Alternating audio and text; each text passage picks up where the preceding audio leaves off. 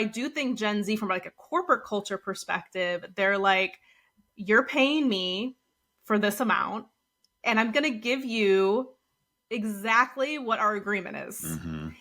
Corporate culture naturally exploits, so they want to suck everything they possibly can out of a person. Gen Zers are saying, no, unless you're paying me more for this extra thing that you said is a stretch project, because millennials gave into that. Are you going through life blind? This is Eyes Wide Open with Nick Thompson. On this podcast, we share knowledge and stories that build human connection while elevating stigmatized societal issues such as mental health, holistic wellness, culture, free speech, and more, all to ensure we show up in the world with our eyes wide open. Hello, everyone, and welcome to another episode of Eyes Wide Open. Our guest today is Angela Howard, and Angela is a former executive leader of people and culture turned globally recognized equity-centered organizational culture and change strategist. You are also, or she is also, a public speaker, a podcast host, and the founder of an organization called Call for Culture. Angela and her organization, Call for Culture, are dedicated to helping organizations align, mobilize, and transform into people-centered workplaces, which we are going to spend a lot of time talking about. People-centered workplaces.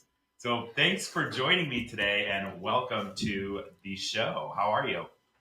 Thank you, Nick. It's so great to be here. Really appreciate you having me on. Doing well. Yeah, I appreciate the work you're doing. And we'll put the link below too. But I was on your podcast a few months ago, and I know that we've been trying to find the right time to connect and do this. So I'm grateful we're here and excited to talk to you. But before we get into your experiences and area of expertise and what you've been working on from a culture and business perspective, I ask all my guests what they wanted to be when they were growing up and how that led them to what they do today. So the floor is yours. Wow. Oh my gosh. I don't know how I'm going to make this parallel, but I wanted to be This is such a great question, because it's when you're 5 years old and the world is your oyster. It's just to be back there, right? And to just feel that sense of wonder and so much ahead of you, which, I wanted to be a paleontologist. I am biggest nerd. I either wanted to be a paleontologist or an archaeologist. I loved the idea of like discovering new civilizations or like thinking about animals millions of years ago. I used to collect fossils. I was in it. I would watch all the shows. Almost paleontologist, or wanted to be when they were a kid. Yeah. Okay, I need to meet that person. That cool? Yeah. Because there's not a lot of us out there, and I used to I had a lab in my room, and I would pretend I was experimenting or pretending I was digging things up, and so I'm a huge nerd, and I tend to think that I'm doing some of that today from like an artifact perspective. A lot of the work that I do, I'm going into organizations, I'm talking to people about the culture, about like a mini society. And I'm digging up stuff, right? Like I'm getting to the root of what's happening within those organizations. So that's the only parallel I could really tie to it. But I think I'm a really big contextual person. So I want to know like what's happened, what's the history. And I think some of that kind of bled over into the work that I do now. Yeah. Well, it's funny because there's a couple ways this usually goes. When I ask people, and yours is fits right in, and it's I wanted to be an actor, an actress, an astronaut, something along the lines of like paleontologist, dinosaur, like stuff you really are into as a kid, right? And then I always say you get like beat down by capitalism into submission, where you end up at something that doesn't really represent. But most of the time, there is that little tie of the feeling that you had about that kind of represents itself in what you do today.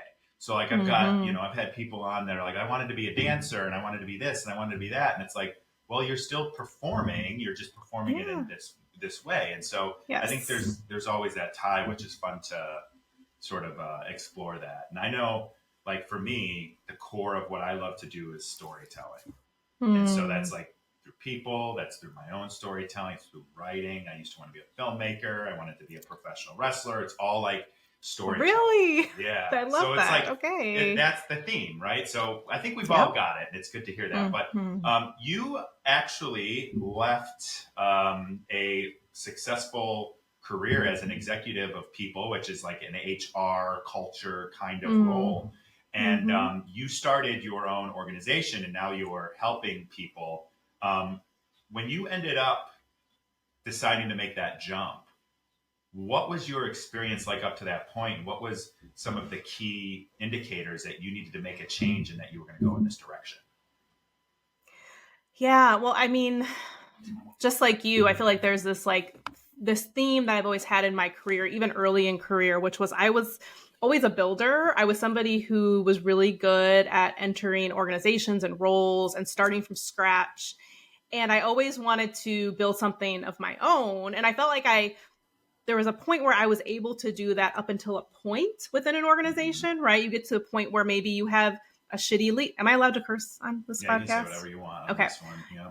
You have a shitty leader who is, got an ego and they're kind of batting you down to kind of stay in place or stay in your lane, right? Or you have some toxicity within the team. So I always felt like I was bumping against these like not obvious barriers, things that kind of just like existed right under the surface. And I was like, this isn't Yeah. right. Like there's something here. And it also has to do with, other elements. I think a lot of people experience this sort of barrier, but I think as a woman of color, as a Black woman in particular, there were additional barriers to being the only in the room or Mm. being underestimated or microaggressions or all the things that exploitation and capitalism, is already built into organizational work structures that says you don't belong here. So all of those things mixed together really got me to the point where I was done. And I was also very keen to build something better. And I had been building actually about 7 years before I actually went out on my own. And I finally, during COVID, I think a lot of people during COVID had that big reflection point of like, what am I doing? Like, what am I doing? Like, and why am I putting so much energy into something that somebody's not asking for or somebody Yeah. doesn't necessarily see the value in? And so I finally said, if I'm not going to make the jump now, when am I going to do it? So taking the risk and making the jump from a CHRO, an executive within an organization, to starting my own business. On the COVID thing, for a quick, fun little side note, I never would have gone on Love Is Blind if it wasn't COVID. I don't think. Really? I think Okay. I was Bold just looking for moves. some. Yeah, I was when they reached out to me, I was thinking about like dating and how I was really wanting to be serious about it, and everything sucked. And I think that without COVID, I never would have made that jump. So it's Mm-hmm. interesting you say that. And I made a job hop in the middle of COVID too that I don't know I would have made if it wasn't COVID. And it's Yeah, not because it's just weird how that happens well, or COVID was a mortality wake up call for everybody, right? Like Yeah. we were seeing our friends get sick, our friends' parents pass away. We were in a perspective of like something that we had never experienced before, right? And I think Yep. about like us as millennials. I'm assuming you're a millennial, right? I Are we am. in the same? Yes. Okay. So Yeah. as millennials, like A we've little been elder through millennial, but we've been same. through it. Yeah, we've been through it, right? And like COVID was like, I don't know, it was the icing on the cake. And I think also being like right in that middle aged sector of life. And, you're Mm-hmm. just like, what have I What been am I spending my time doing? doing? What Yep. am I doing? Is this how I want to spend my energy, my time, my relationships? All of the things came all at once. Mm. And it was an awakening, I think. And especially in the workplace, because we're seeing a lot of the tensions that we're seeing within the workplace now are coming from some of the reverberations from COVID. I am so glad you said that because so I'm in software marketing and products, and we have seen a little bit of a lull in like our ability to generate new leads and opportunities right now. Mm. And I honestly can like just sense in the air almost, and nobody, there's no science behind this, but like I think everyone is so burnt out Oh my just gosh. on life and work and the expectations just changing and everything shifting, that I feel now that like we've gone through the Great Recession, we've gone through COVID, we've gone through the what do they call it? The quiet quitting era. Like Yeah. we've gone, like, I think everyone's just so overstimulated that people in jobs right now in corporate America are just burnt out, like totally burnt out to the point where you're just kind of like in the proverbial, but like literal rat race, that you just don't even care about the race anymore. You're just like, I got to get to the finish line. I don't care what Yep. place I'm in. I don't care how successful I am. I just got to get through. Like, I know I feel that way a lot where I'm like, I just got to get through this day. I'm so tired all the time, Yes. mentally and Yes. physically. And so it's funny you say that, because I kind of sense, and I think it started with COVID, I just kind of sense that, and not just at my company, but like everywhere, people I know, companies we work with, all of that stuff. So what kind of things are you seeing that are the output that you're, assuming or suggesting is COVID? Like, what are some of those symptoms that you're starting to see in your work? Yeah, well, I'll start with this, which is organizations have a habit, companies, CEOs, executive teams have a habit of kind of thinking about their company as an insular world. If you watch Severance, I know a lot of people are watching Severance right now. If you don't know what Severance is about, it's literally, I mean, it's a fantastic show, but there's a little bit of a parody around this, like separating work from life. And the reality is, when it comes to workplaces, we've gotten this like separation of church and state when it comes to things outside of work, where it's like, we don't talk about politics. We don't talk about our home life, keep that out of the workplace, focus on what's ahead of us. We are human beings. We have context. We have history. We have families at home. We have ecosystems outside of work, and it's not working anymore. The lines are being blurred between social issues and what happens outside of work and what's happening inside the workplace. And there's two things happening. At least this is my theory, and this is like the basis of my book as well, which will be coming out hopefully I didn't even know 2026. Congratulations. I Yeah, didn't even know thank about the you. book. That's Thank outstanding. you. Well, we'll get it's to in that. proposal Yeah. stage. Yes. Oh, but I'm it is confident you'll get proposed. Thank you. I hope so.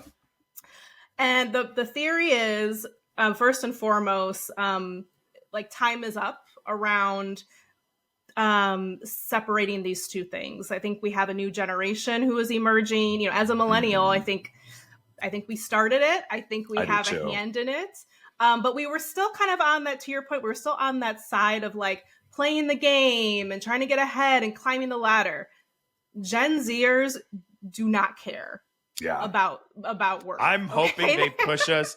I literally have all the faith in I don't know if it's faith. I have hope that Gen Z is the one that like pushes us over the finish line, gets us a 4-day work week, like all of this stuff.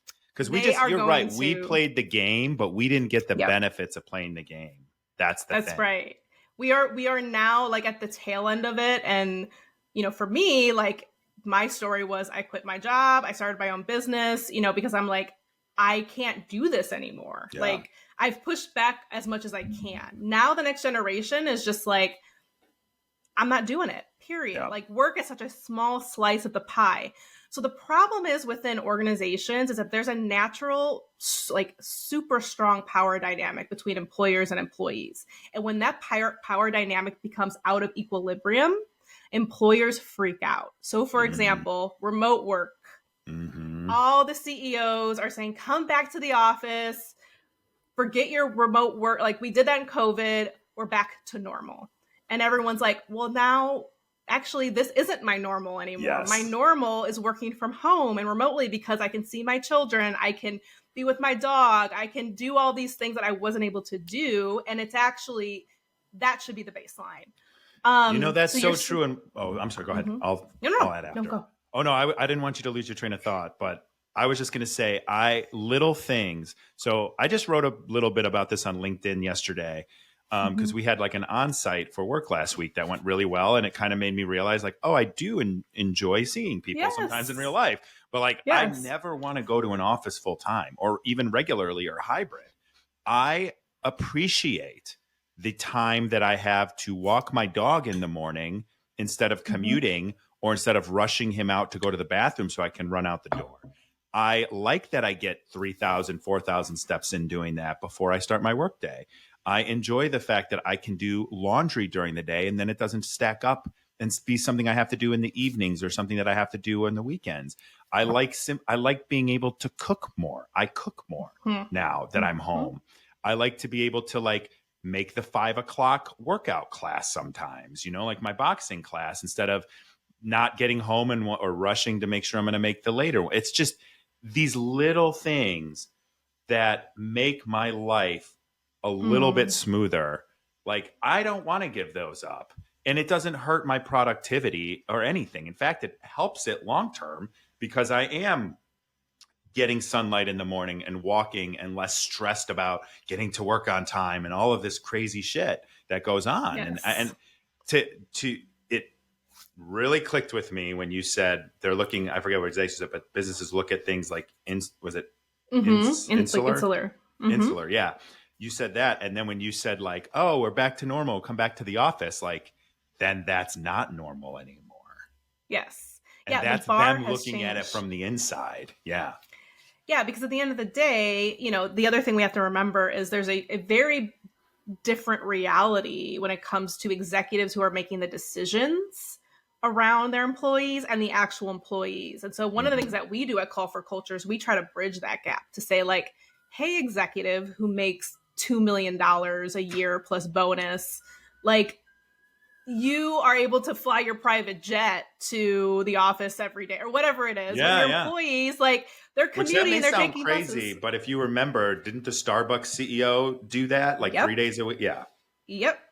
And then you got people who are like, I'm a single mother, I have children, or I have pets, or I have all these other responsibilities that fill me up and make me the best worker I can be. But you just want me back in the office to sit and have Zoom calls? Like, no. And so what I'm the challenge I think we have with generational shifts is every generation comes onto the scene.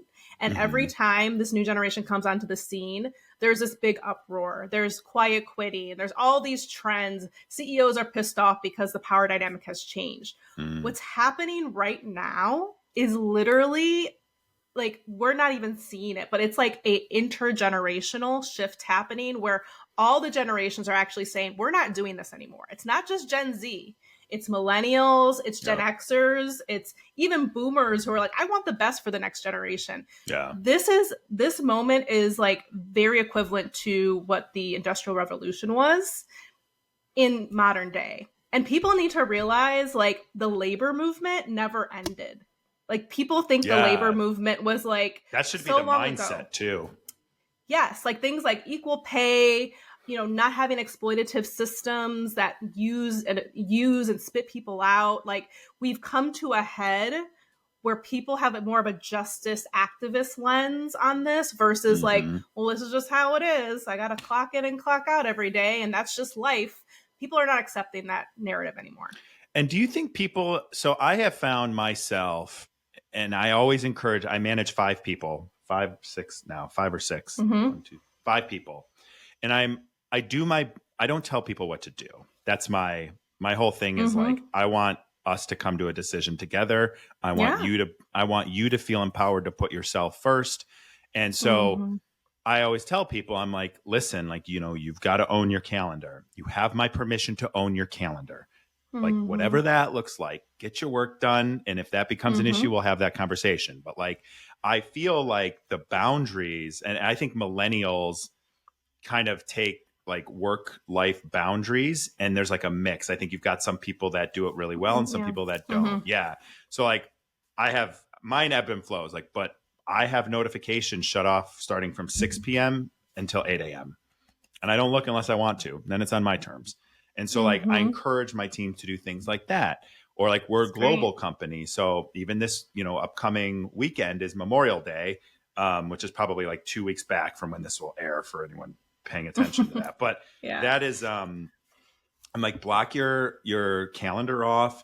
turn your notifications off. Like Monday's a holiday. You know, treat it as if it's a Saturday or Sunday kind of thing. But I don't think everyone does that stuff. But are you seeing, like with Gen Z, the boundaries, or even with millennials, the boundaries between work and life becoming more firm, or are you seeing them kind of capitulate a little bit to? Because the reality is, sorry, I'm going on and on. Corporate culture kind of has you stuck, right? Like if you have a corporate job or a corporate career, sure, you can job hop and search for, the perfect place or whatever, the perfect job. That's one way. But like the reality is like you, in this country, especially, you can't live if you don't give in to the system. And so that's where I'm like, to work within the system that is here, that I have not chosen, that has basically forced me into, which goes back to our first question, right? You get fucking beat into submission, into capitalism. Yes. And you're like, I used to, like I said, want to be a filmmaker and all that, and you just get beat into capitalism. And so I guess what I'm trying to get to is, what kinds of things are you seeing shift with Gen Z? Is it the boundaries? Like, do you see millennials kind of coming along with stuff like that? Or what are some of those changes, maybe is a better way to put it, that you're seeing in real time right now in this new revolution? Yeah, I mean, the first one is, Gen Z, they have very firm boundaries around work and life. I think to your point, millennials, we have sort of created this integration. And it's tough, right? It really depends on your work. Like my work at Call for And we like the idea of it. Yes, we like the idea of it. Yeah, because like the work that I do, I love, like it's alignment with my values. Like it's my life's work, literally. But I do think Gen Z, from like a corporate culture perspective, they're like, you're paying me for this amount, and I'm going to give you exactly what our agreement is. Corporate culture naturally exploits, so they want to suck everything they possibly can out of a person. Gen Zers are saying, no, unless you're paying me more for this extra thing that you said is a stretch project, because millennials gave into that. We were like, oh, a stretch project. Maybe I'll get promoted because of this. Opportunity, yeah. Yes. And not getting paid for it and not getting any kind of incentive for it. It's like, this is an opportunity for you to show, Gen Zs they're not doing that. They're like, you're paying me. We agreed on this and we're out of scope. So they're treating it more like a partnership, almost like a contract agreement versus what we're used to is this power dynamic of employers and employees. I also think Gen Z is very focused on, they want to work for an organization that is doing social good. They want to know that organizations are speaking up about issues they care about. Climate change, even politics, I mean, when George Floyd was murdered, and like there was this big uproar, right? And we're kind of like coming down from that now because corporations are like, no, we don't care about that now, essentially. So Gen Zers were the ones who were really asking, like, why aren't you saying anything about this? Why aren't you posting about this? That's where all the pressure was coming from. So political issues, social issues are very important to Gen Zers. There's kind of a justice focus with them, and they want to know their employer has values and stands in those values. And what's unfortunate is they're now going to be let down. Yeah, I know. Now we're seeing that turn around. I forget who first said this, but a lot of people said similar things. But it was basically like, Jeff Bezos will throw a pride flag up on Amazon's website if it means that more people will buy Amazon stuff, and that flag will be gone the moment it goes in the other direction. And it's just 100%. That's exactly it. But I think Gen Zers there's a reckoning with them right now. They're calling out the bullshit. They're seeing it and saying, wait, you posted that black box on Instagram years ago, and now you don't care about DEI. Like, how does that make sense? Look at Target. Well, what a great example, right? Nobody's shopping at Target. I mean, they're literally suffering right now. Yeah. And I could probably, you could probably school me on DEI, but I have some issues with it. I really do. And I think they're like honest questions that we should be asking about it. But I do think that there's value in it as well, right? Like it's a balance. But when you see these organizations kind of grifting, for lack of a better word, where the wind is blowing, especially on social and justice issues, you will immediately reveal your true self to people who are now online and paying attention. And I don't think boomers, I don't think politicians mostly, except for a handful of the younger ones, I don't think they understand how the internet works. The same with corporations. I don't think they understand how the internet works. You look at what TikTok and Instagram, but more TikTok, I think, has revealed about, for example, wars going on in the Middle East. A lot of that stuff would have never, ever been seen before, and the narrative would have been what you saw in the news. And it's the same with these corporations. Like, you can't throw up the pride flag 1 minute and take it down the next because it's, snap moment in time where it's more advantageous for you to have it or not have it, right? The internet keeps record. And then on top of that, I also think, and I'd love to get your perspective on this. Yeah. We always have said in marketing, like, people trust people, people buy from people, right? That's like something I've always thought in marketing. I always say, even when you're in business to business sales, you're still selling to a person, and that person has things they're trying to accomplish, things that they're trying to solve for, feelings, thoughts, emotions, and those are what you need to appeal to.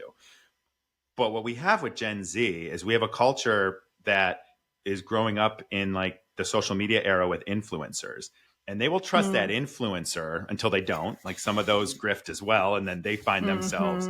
So they'll trust an influencer who's telling them the truth about a brand or telling them the truth about a cause more than they will trust the organization that's putting that piece out there.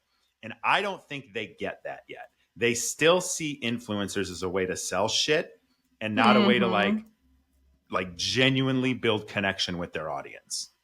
And that's where I think they're really screwing up with Gen Z from like a large business perspective. I don't think they get that yet.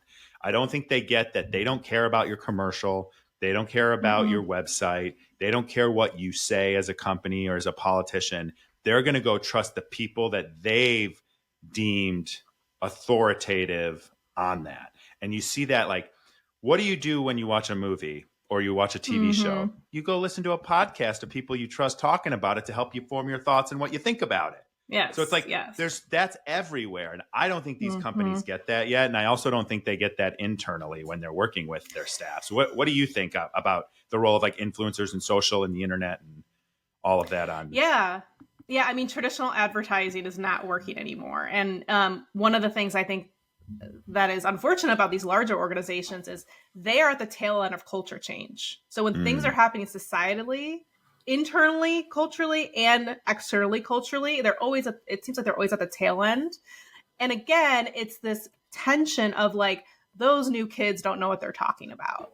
The kids don't want to work. The kids just want all the perks, and they want all, and they spend time complaining about the next generation and what's coming versus like understanding them and realizing that they're going to shift progress, and that progress may turn into something different. So yeah, from a marketing and advertising perspective, because I see internal culture the same way. Like, companies aren't thinking about these things as parallel worlds, which they should be, because, for example, the Target situation, like, that was like an external marketing issue, right? But it had to do with their internal policies, because people connect to organizations that are integrated with their values, and they do what they say and they say what they do. And like you said, people are looking for proof points, and influencers, people they trust, are the proof points. And what organizations don't realize is there is a trust shift happening more societally. I don't know if you're familiar with the Edelman Trust Barometer. I've heard of it, but maybe refresh my memory. Yeah, it's a report that comes out around the construct of trust in our society and like who people are trusting for their information. And what we've been seeing since COVID, which is really interesting, like, government plummeted with trust. That's like nobody during COVID, nobody listened to the government or media. They were actually listening to their organizations. They were looking to their organizations to give them the source of truth. Really? So like And your company that you work for. yeah, so for example, I was a CHRO during COVID, and I remember I had to send a daily newsletter out because people were asking me, like, what should I do? What should my family do? How do I navigate this? And I had to be the source of That's so truth. interesting. I'm like And thinking back to this now, and there's things that like, oh my God, that's so true. yes, so rather than like in, traditionally you would look to like media or government to understand, but that trust has plummeted. People are now looking to businesses and organizations, but now they're looking to business and organizations to solve social problems that the government and social support is not providing. And that's another shift that's happening is like my big dream, like before I die or like, sometime after, Yeah. like I hope I can make a dent in this, but companies should not be overcompensating for systems and support that the government isn't doing. Like, for example, Health healthcare, insurance, I childcare. 100% agree. Like, why are these systems not solid? So workplaces and businesses aren't at the helm of healthcare and childcare and like mental health benefits. Like, but companies are stepping in, which they should, but a lot of companies aren't. They're doing the bare minimum. They're like, Yeah. that's not my job. What I think is so interesting about that is this is the monster capitalism has created. And this is the monster that these companies have created because they've bribed our politicians to not do things for the people. And now they're the ones that have to fill that gap. And if you look at the history of healthcare and health insurance and how that happened, like that's a capitalist like dream. Like Yes. you're now Yes. you can't get sick unless you have a job. Like think about that for a second. Are we like It's who are wild. we as people? And then those healthcare costs are skyrocketing every freaking year. They go up more. And where does that get passed on to? Us. It's Exactly. like, and where are our tax dollars going? I think we could probably all make some assumptions on that, and it ain't us. Like it's interesting because like where else are we going to turn, because there is no faith in the government to provide basic human needs. You've got to turn to the people that are really in charge, and that's the big giant corporations. Yeah, and they're not doing their job, right? They're not the responsibility. And that's why my podcast is called Social Responsibility at Work, because we are in a place right now where businesses, whether they like it or not, they need to have the responsibility because it's been placed on them. And if they're smart, they would also think about themselves as activists more broadly to say, hey, government, why aren't you doing more around healthcare? Because I'm spending XYZ and my employees are spending XYZ. Why aren't you doing more? I've never understood. There's a couple things in like government and this social class stuff that I don't understand. And I think I'm a smart guy and I'm well read and I listen to a lot of stuff about it. I read books, I listen to podcasts, I listen to commentary. I don't understand, one, when a company is paying. So you've got obviously like insurance companies and pharmaceuticals lobbying because they want to, price gouge us on all of the healthcare stuff. But like every other corporation that's not that, why wouldn't they look at the cost and say, you know what, I'd rather maybe pay a tax and not have to deal with it. Even on top, like I would rather pay what I'm paying now in a tax and not have to go through the overhead that comes with selecting Blue Cross and Blue Shield or Aetna or United Healthcare, whatever those are. Let the government be the single payer. Let's fund it through a tax system that will ultimately cost. There's far more companies, I would think, that would come together to lobby for that than fighting against pharmaceutical companies and the insurance companies. It makes sense, right? Yeah. Like, why would you not be advocating for that? But there's a, and again, I too am, I feel like pretty well read and smart, but there's I'm sure there's a political reason why. I'm sure there's something tied back to somebody not benefiting from that. And I just can't figure out what that is. That's the thing. And the other one I can't figure out is why. So if the rich people and the 1%, if they crush everyone down, we got like half the country makes $35K or less a year, which you can't live on, I don't think, in any state. And so why so here to sum it up, who's gonna buy all their shit if nobody has any money, and how are they gonna stay rich? How are they gonna keep making more money if nobody has money? If nobody has health care, everybody's sick. Yeah. Everybody's sick. People are overweight. The food is crap. Like all of this horrible stuff. People are getting themselves like losing jobs, losing their homes, not able to afford food. Who's going to buy your stuff? How are you going to keep, like where's the line for them? I just don't get it. And no one's been able to explain it to me because there's a reason there's the term eat the rich, because they're going to get so freaking hungry that you're all that's left to eat. But like, I just don't get it.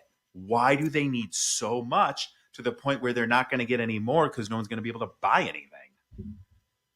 Yeah, this is the one, I look at the divide politically right now, and there's a lot going on, but this is the one unifier, I think, is the conversation you're having right now. Yes. And it's, if we talk about who's currently in office, I know he has a lot of like cult-like supporters, but there's also a portion of those supporters who are like, I thought you were going to stick up for me. And now they're seeing like he's getting private jets from the Middle East, and like he does not care about you.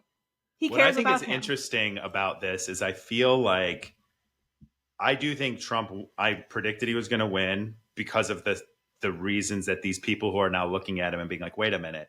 I think MAGA is going to hold him far more accountable than like Democrats ever hold Democratic politicians accountable. They were at a lot of them are at rock bottom, and now they're realizing like groceries haven't really gone down. I haven't gotten a raise at work. Yeah, I know those. Listen, I laugh all day, every day at Trump comments and things he says. I think he's hilarious. I think he's just totally unhinged. And if you disconnect from the fact that he's the leader of the free world and you just look at it as like, how does this guy talk like this? What is he saying here? What in the actual fuck? It's hilarious. Like his thing with his overweight friend last week. I've watched it at least 100 times when he's like, he's taking the fat shot. It's not working. He's taking the fat. It's not working. He's overweight, very smart. He's taking the fat shot. It's not working. But he asked, why do I pay $1,300 in the U.S., but here in England, it's only $88? And it's like, what the hell is going on? And it's I've watched it so many times. I can't stop watching it and laughing.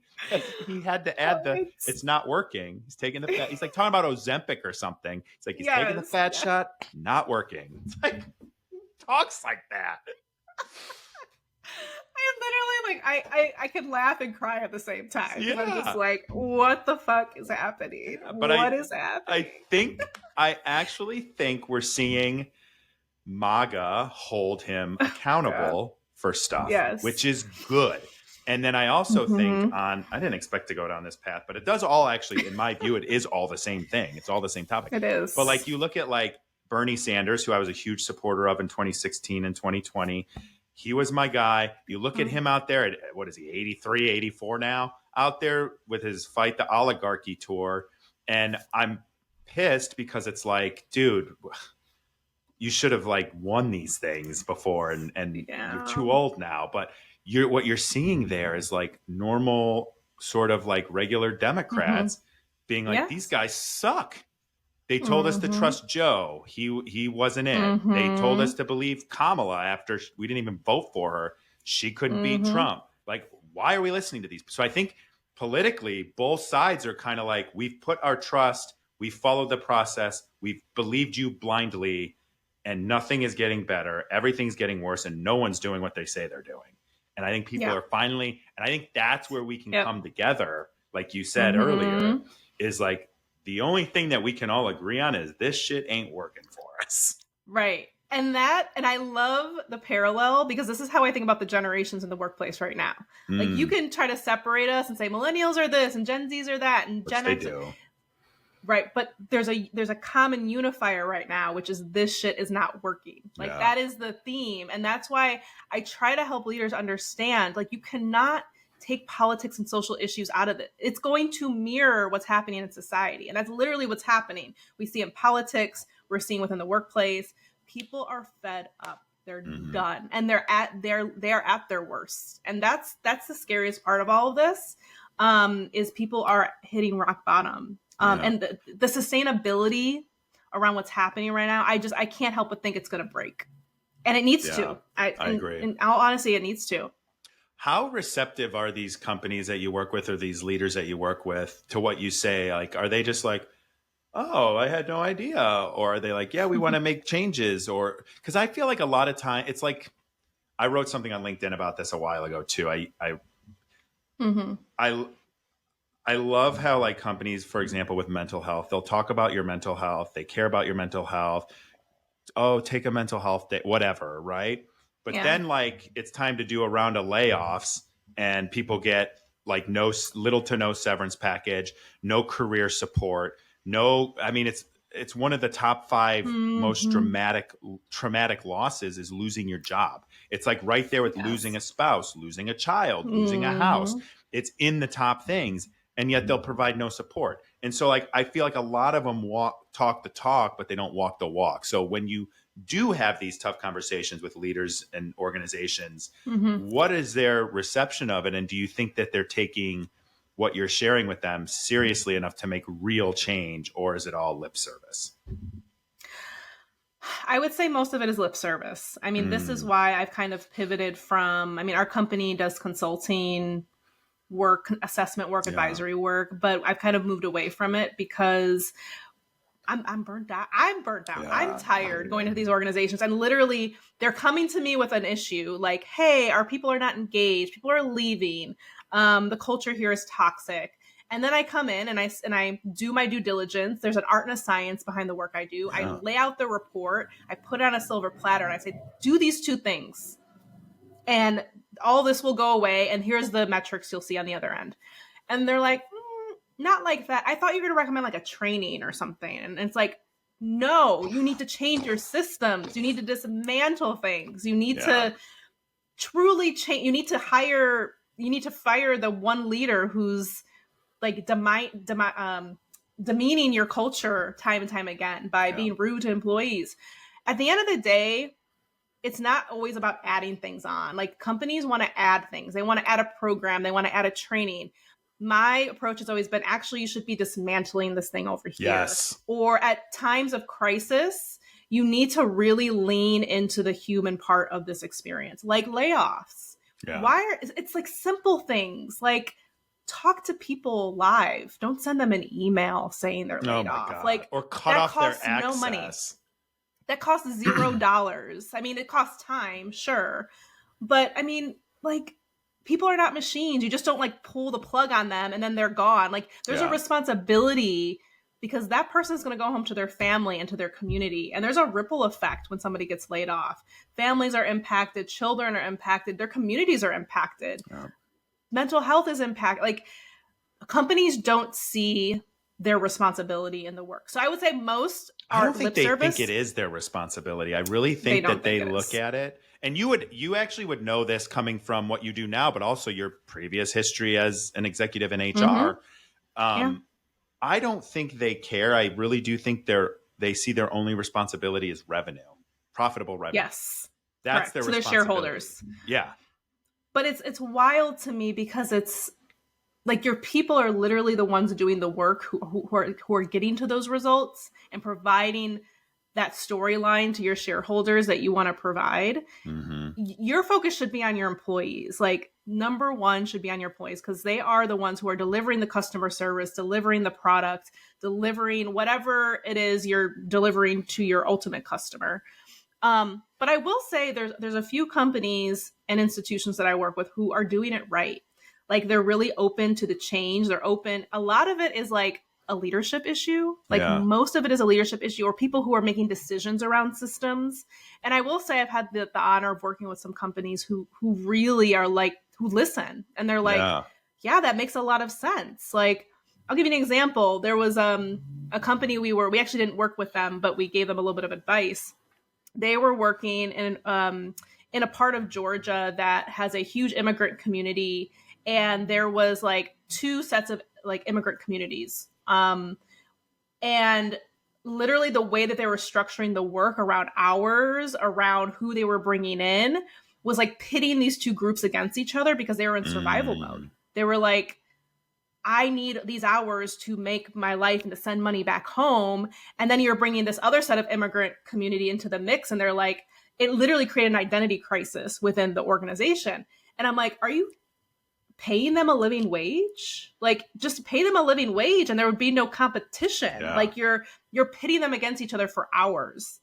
And that's creating toxicity and an identity crisis within your organization where people are seeing them versus us.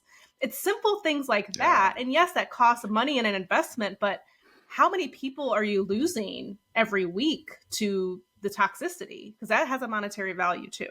Yeah, absolutely. And I mean, you think about the cost of hiring someone, it's like $30,000. It's not. It's three times their salary. So whatever your net salary is, it's 3 times the salary. So that's so crazy. So it depends on what, like the scorecard is broken, the way we think about people and labor within organizations. It's all short-term reactive metrics versus lagging indicators. There are so many lagging indicators that I can point to longer-term success and growth and innovation, and people don't want to listen because they just want to know the scorecard right in front of them. The KPI is right in front of them. Yeah, that's a great point.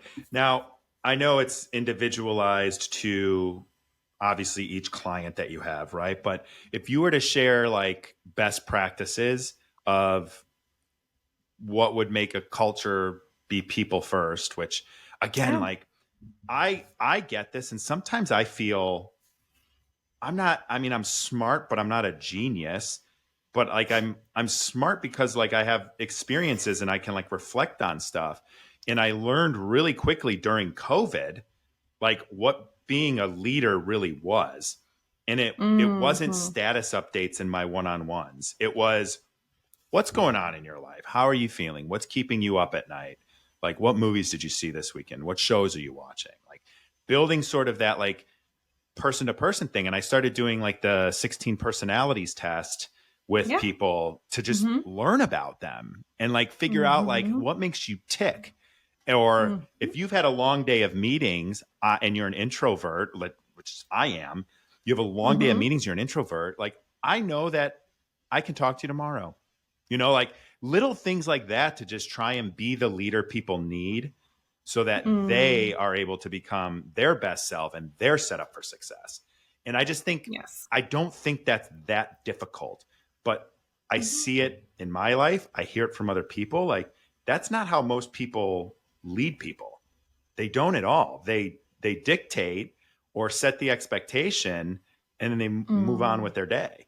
And that is such a way to create a culture of fear, a culture of, I like bottom up too. Like I don't ever make a decision unless it's agreed upon in some way, shape or form. Like it's part of what I think is important is building consensus so people are bought in. And so anyway, what are some of the things that you think in a general sense, people in these businesses as leaders should be working on to foster a culture that's going to make people be successful and ultimately well, I mean, you mentioned a lot of them. I think the theme that I heard from you and your leadership style is there's a dissolving of power within, like, a leader is not meant to have power over. They are meant to empower, right? That shift of mindset is very different because we work at a corporate culture where I'm the boss, I make the decisions, and you are my minions, and you get the work done, right? And I think millennials, I mean, again, I'm not going to put us into categories, but I do think millennials, experience that. And we're like, no, actually, I get so much better if I'm involved and I can buy in, I can code design. You literally hire these people for their brains and then you don't have them use them. I mean, I don't even think people in leadership roles realize that. They just, they look at people as you're just going to delegate and dictate. Like, that is like such a bad use of time. And it's actually not very business smart either, because you're not getting the talent that you think you are. So I think co-designing, dissolving power, seeing your role and your responsibility as someone who is empowering your team to do their best work. What happens is when people enter leadership roles, oftentimes they're managing up or they're more than they're managing down. They're managing up from an ego perspective. They want to take the credit. They're in a position of ego versus like, no, I'm this cultivator of a team, and their success is my success. It's a very different mindset. So I think that's the first thing. The second thing is creating safety. So to your point, there's ways you can do that. So there's a term called psychological safety, which I'm sure a lot of people have probably heard of. It's a scientific term. Like, I know it's thrown around a lot, like a lot of other terms, but psychological safety is basically, do I have the interpersonal freedom to take risk and to speak up? And has the person that I'm working with one-on-one or a team, have we created an environment where I can do that? There are very clear examples where this did not happen, and it's tragic. The Challenger is one of them. If you know the story behind the Challenger. Enron is another one where people were so stunted on psychological safety that nobody wanted, or people were saying things and they weren't listened to, or they were reprimanded, and then shit hit the fan. It's not only a nice thing to do, it's like a business imperative that people feel safe. Or if you think about, like, we worked with a railroad company once, and it's like, if people don't report safety incidences because they're not psychologically safe, people get physically harmed. Oh my God, that's a great point.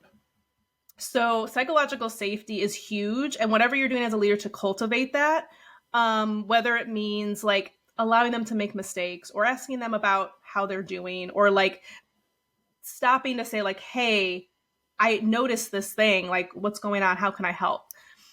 And then the third thing is dignity. Like, we have dignity has like been thrown out the window when it comes to work. And I think leaders who provide a dignified experience and thinking about that person in a dignified way and out of respect, like, that's a very basic one, but we don't do it very well.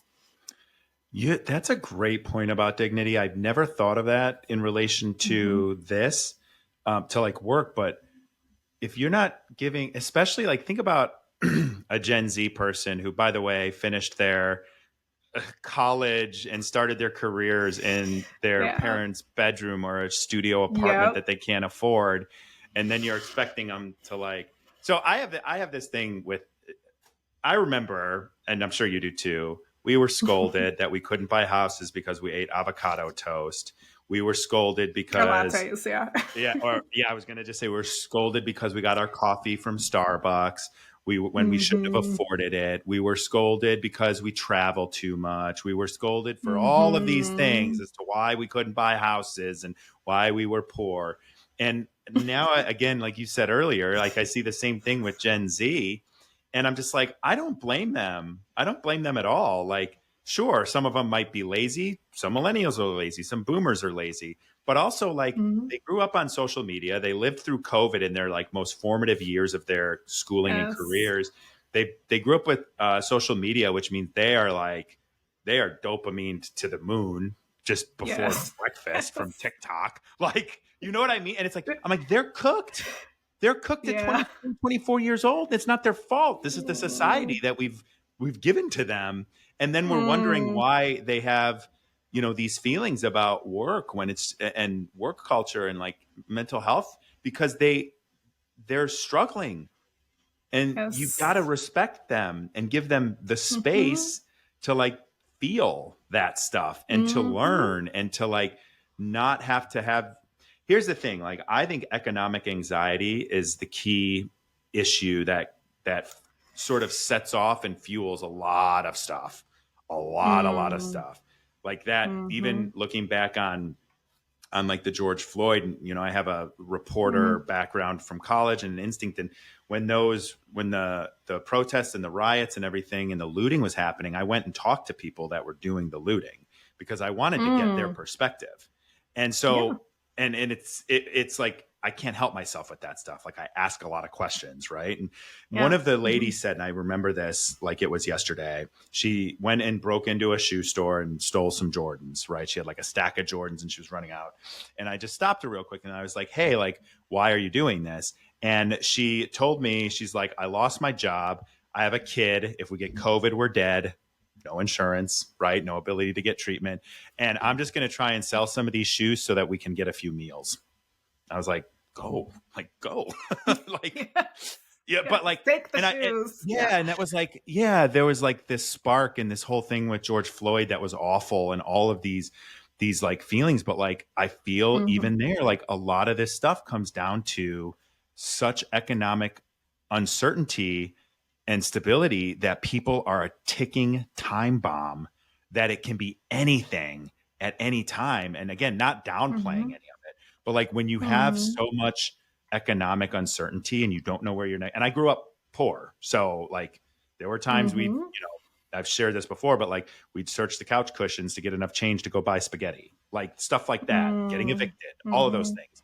And I know that like my parents were ticking time bombs because they were like, fucking payday's not for 2 more days and I'm out of money. You know what I mean? Like, so you think about it, it's like there's always going to be that spark, but I feel like such an underlying current of people's anxieties, economics. And if we pay people, you would be surprised when that anxiety goes away, how much more productive people can be and how much more Gen Z, how much better they might feel when they can afford an apartment and have a little bit of that dream they were told if they go to college or if they go to a trade school or if they go into whatever they go into, have a little bit of that promise of the American dream that if you work hard and you go to school, or you go to trade or you participate in the economy, that you have prosperity. Just give people enough of that.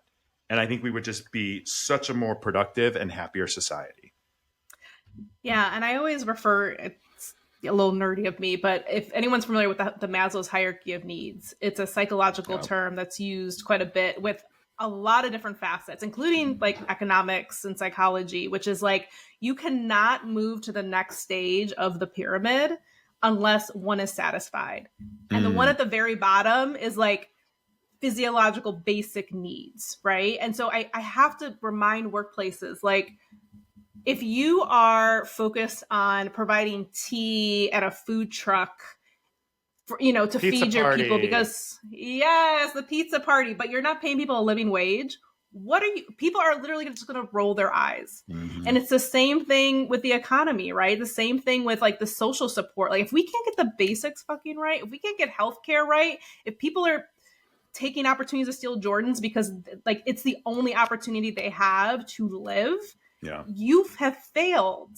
I mean, we have failed miserably, and that's where we need to focus our time. And unfortunately, we have leadership right now, which is they want to get to the top of the pyramid, and they haven't focused on the bottom, nor do they care because it's not their experience. Yeah, that's a great point. I think to maybe end it on a bit of a higher note, though. Many directions. Yeah, no, this is good. I think it all ties together. Like you've kind of led me and given me space to talk about it. I think it all ties together. And I think that we're at a breaking point. I do not think that working and culture is going to be the same 10 years from now. I don't even know if it's going to be the same 2 years from now. And so I think it's good that we have these conversations collectively as a society, because like you said, with millennials, we just kind of like took it. And then, maybe Gen Z can light the fire in us and we can all come together. But one of the things I think I saw it on TikTok one time, it was like, we're with you, Gen Z, but we got kids and jobs and like it was something like that. Like we're with you on all this stuff, but now we got kids and jobs and we can't, like, we don't got the energy anymore. So we're on the fight. We're on the fight. You're getting old. It's funny, but it's important. And you just had to, again, go back to something more positive. The Culture Impact Lab, you said, was last week. Yeah. What is that? And tell us about it. Yeah. So it's our annual conference called the Culture Impact Lab. So what we do is one of the things we noticed when we were, I do speaking, I've been out on the conference circuit for a while. And first and foremost, the conference model is broken.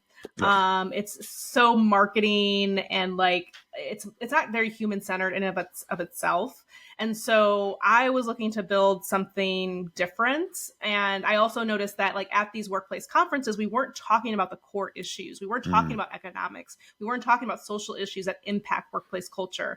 And so the Culture Impact Lab is a think tank, basically, where we're bringing together topics at the intersection of social change and workplace culture. So that's all we talk about. Like we're brainstorming and solving these issues in real time with a smaller, more intimate group of people, but everybody walks away with an action plan that they bring back to their sphere of influence.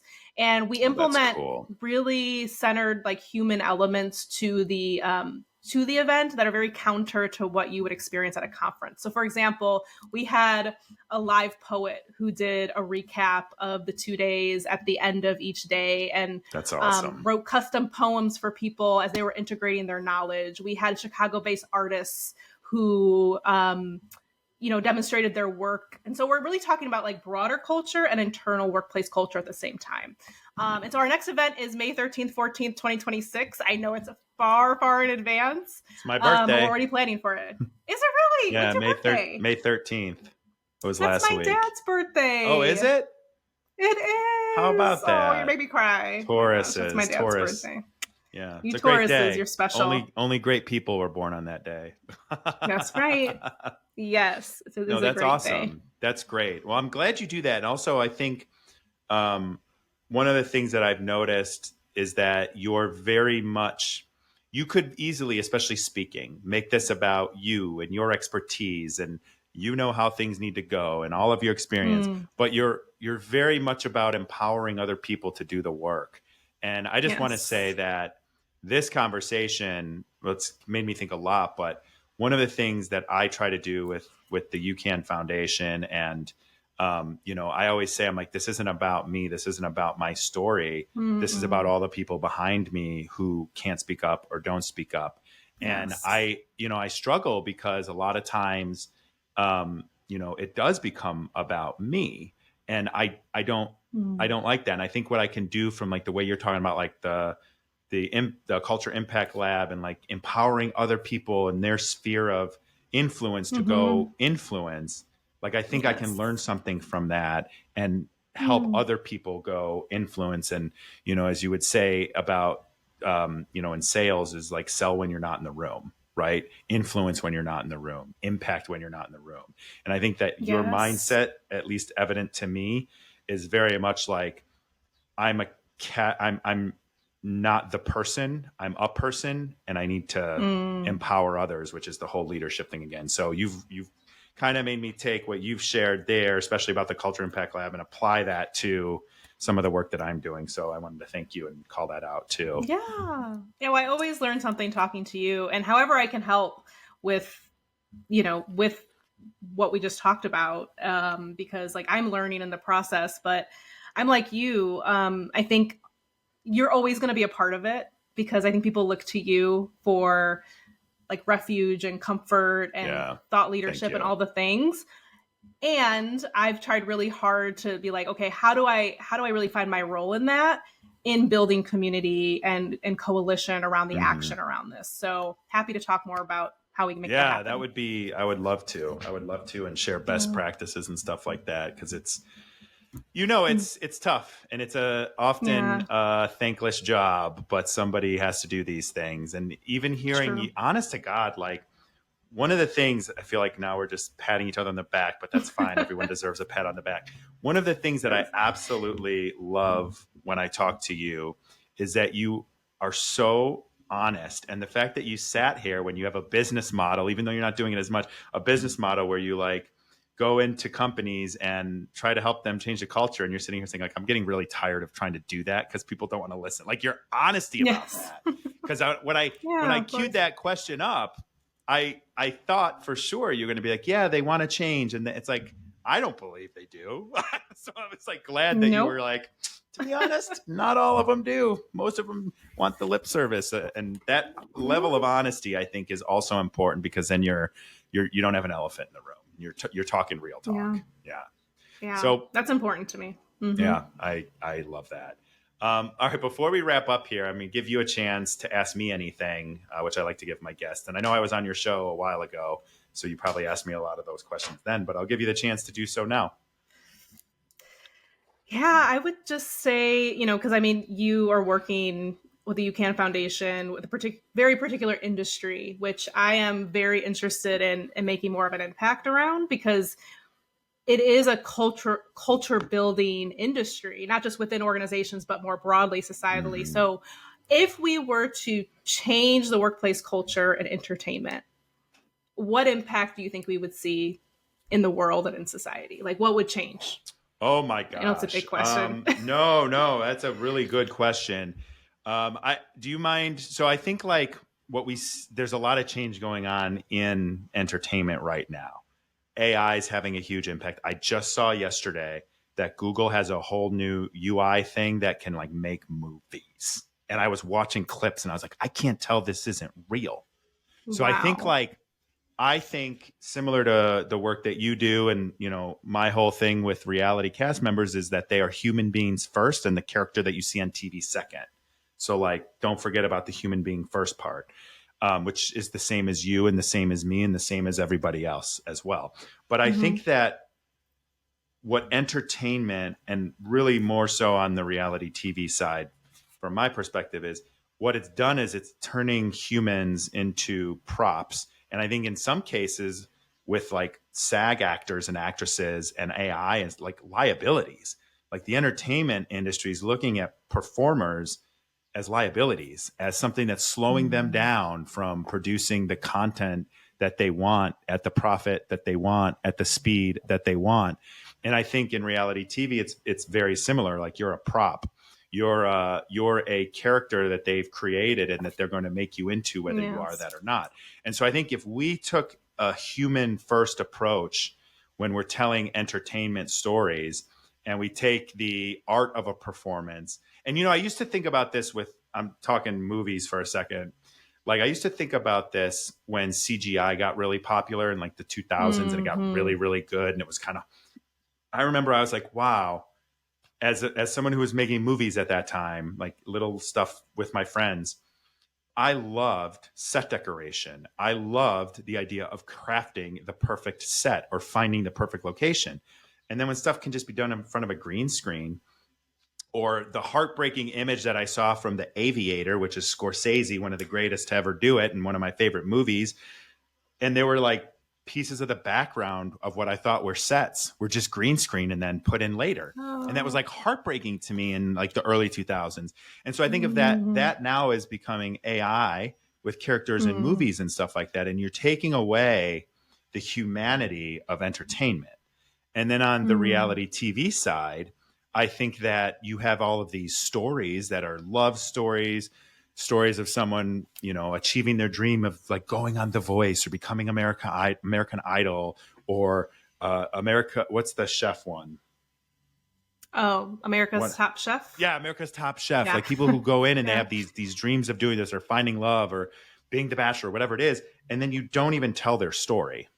Like you tell a story that you've made up or you've, and so I think what I would like to see is the human element being worked back into entertainment, in allowing people to perform, allowing people to craft their unique vision of art, whether that's a set creator, whether that's a set decorator, whether that's a writer, whether that's an actress or actor.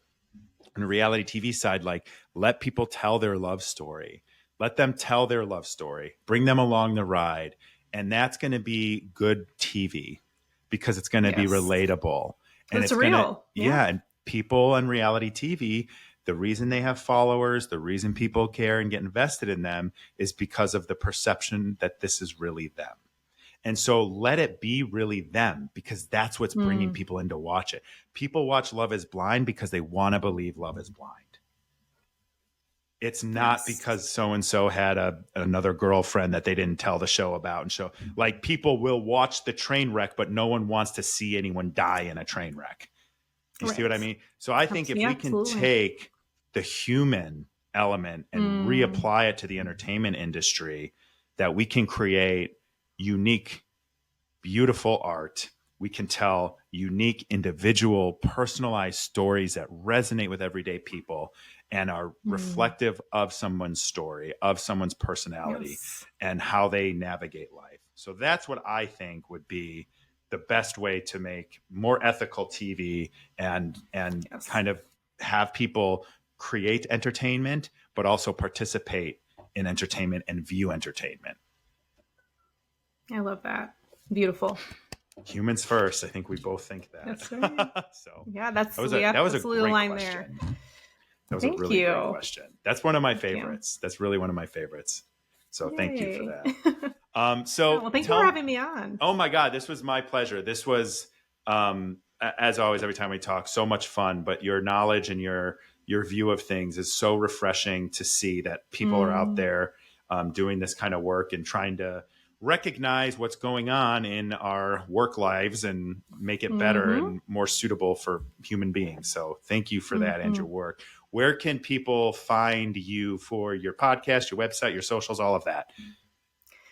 Yeah, so you can find me on IG. It's Angela R. Howard CFC. You can also follow Call for Culture on LinkedIn, on IG, and we're at callforculture.com if you want to check us out.